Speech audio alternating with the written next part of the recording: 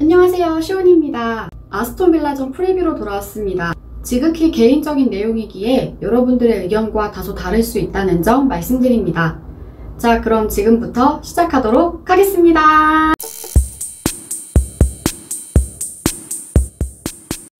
(10월 5일) 3시 15분 빌라파크로 리버풀이 찾아갑니다. 아스톤빌라는 지금 어느 때보다 기세가 좋은데요. 개막 후 2경기에서 모두 승리했고 2경기에서 4골을 넣는 동안 실점이 없습니다. 아스톤빌라가 원래부터 이렇게 수비가 좋은 팀은 아닙니다. 확실히 딘 스미스와 존 테리가 2년 정도 함께하니까 팀의 수비가 달라졌습니다. 지난 시즌 아스톤빌라는 리그에서 총 67골을 실점했는데 강등당한 노리치를 제외하면 가장 실점을 많이 당했었거든요.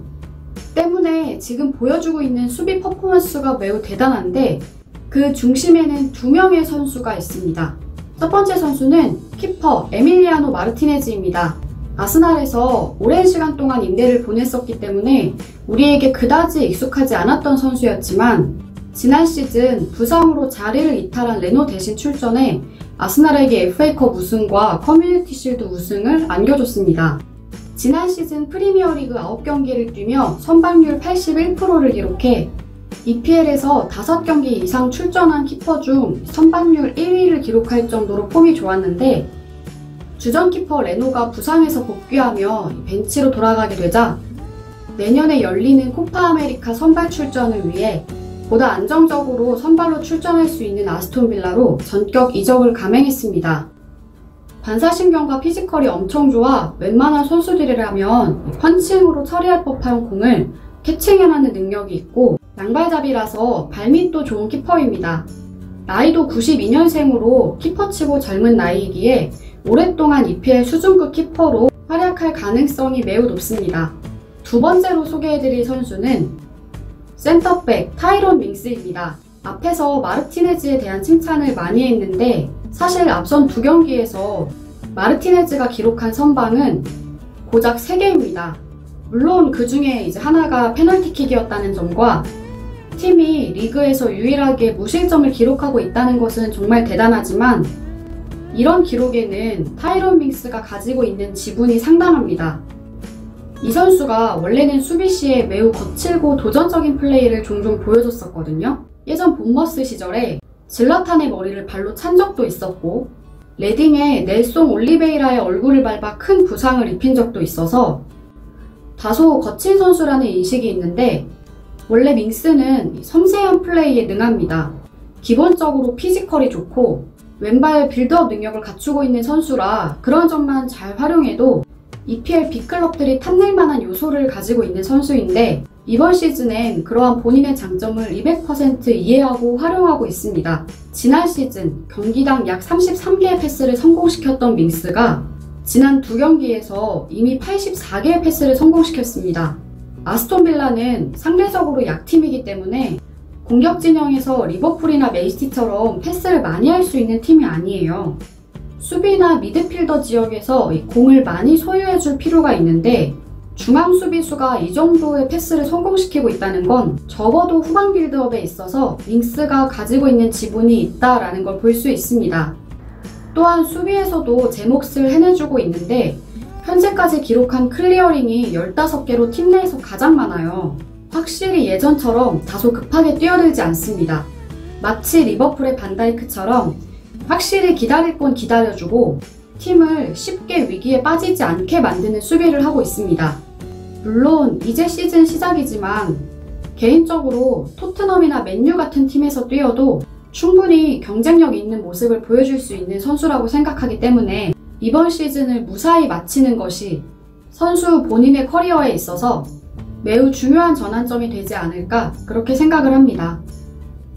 아스톤빌라는 기본적으로 4-3-3을 활용합니다. 주전 미드필더인 존 맥긴, 더글라스 루이즈, 코너 하우리헌 모두 많이 뛰고 공수 양면으로 밸런스가 좋은 선수들인데 특히 코너 하우리헌이 팀의 핵심입니다. 수비형 미드필더로도 종종 출전할 만큼 수비 능력도 좋은 선수인데 공격적인 패스도 잘합니다. 2경기에서 키패스 5개를 기록하며 팀 에이스 잭 그릴리시와 공동 1위입니다. 그릴리시와는 다르게 조금 심심하게 생긴 외모 탓인지 인지도에서 확실히 떨어지지만 이번 시즌 아스톤 빌라의 모든 공격은 이 선수의 발끝에서 시작한다고 말을 해도 절대 과언이 아닐 정도로 날카롭고 특히 왼발 프리킥 능력도 갖추고 있기 때문에 리버풀 입장에선 주의를 해야 합니다. 최전방에는 트레제게, 올리버 와킨스, 잭 그릴리시가 나올 가능성이 높은데 중앙 스트라이커인 와킨스보다도 양쪽 윙어인 트레제게와 그릴리시가 까다롭습니다. 여담으로 트레제게는 살라와 같은 이집트 선수인데 본명은 마흐무드 하산이나 우리가 아는 그 트레제게를 동경해 활동명을 트레제게로 정했다고 합니다. 그러나 실제로 플레이 스타일은 트레제게와 차이가 있는데 트레제게만큼의 골 결정력을 가지고 있지는 않으나 드리블과 연계 능력이 좋고 특히 공격 진영에서 굉장히 헌신적으로 많이 뛴다는 장점을 가지고 있어요. 이번 시즌 5개의 태클을 시도해 모두를 성공시키며 팀에서 가장 많은 태클을 한 선수입니다. 이처럼 장점이 많고 전성기를 달리고 있는 아스톤 빌라지만 상성에서 리버풀에게 좋지가 않습니다. 아스톤 빌라는 기본적으로 주저앉아서 플레이하는 팀이고 양 윙어를 통해 역습하는 팀입니다. 그런데 리버풀은 상대를 주저앉힌 후에 공격하는 것을 좋아하고 양 윙어를 통한 역습을 잘 당하지 않는 팀입니다. 가끔 아놀드가 어이없게 뚫리는 경우가 있긴 한데 파비뉴와 핸더슨이 함께 출전한 경기에선 그런 모습을 보이는 경우가 없고 이 경기에서는 파비뉴와 핸더슨이 모두 출전 가능합니다. 한 가지 걱정이 있다면 팀의 공격 에이스 마네가 코로나에 걸려서 한동안 출전할 수 없다는 점이겠죠. 코로나가 전염성이 높은 질병이기 때문에 팀 내 다른 동료에게 전염될 가능성이 염려되는 것도 사실이고 디오고 조타나 오리기가 어느 정도 활약을 해줄 수 있을지 역시 리버풀에겐 걱정입니다. 그러나 양팀 전력이나 상성상 리버풀이 패배하기가 어렵습니다.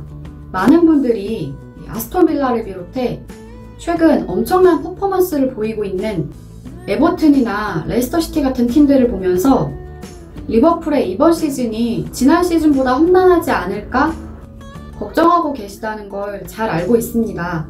그런데 제 생각은 다릅니다. 제가 지지난 시즌부터 주장해 왔는데 리버풀은 최근 기세가 좋은 에버튼, 레스터시티는 물론이고 아스날이나 토트넘, 심지어 맨시티나 맨유하고도 상황이 다릅니다.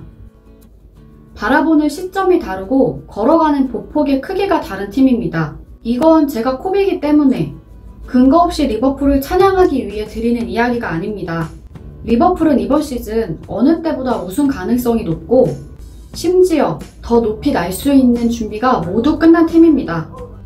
물론 중간중간 뼈아픈 패배와 괴로운 순간들이 찾아올 수도 있겠지만 라이벌들의 약진을 순간순간 눈과 마음에 담아야 할 정도로 형편이 나쁘지 않습니다.